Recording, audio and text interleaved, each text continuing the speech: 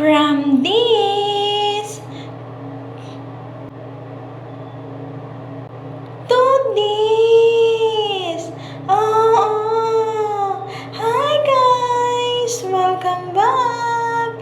I hope medyo masako ang vlog today. So, gani, it's Monday naman. So, back to work.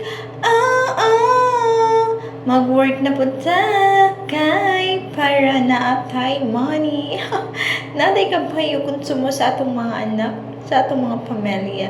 No, so before ta mulakaw, so mag-count-count sa ta.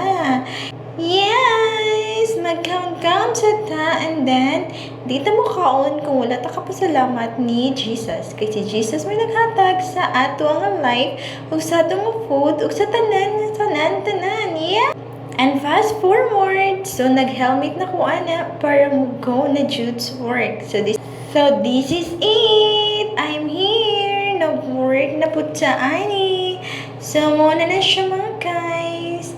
Enjoy. Love you.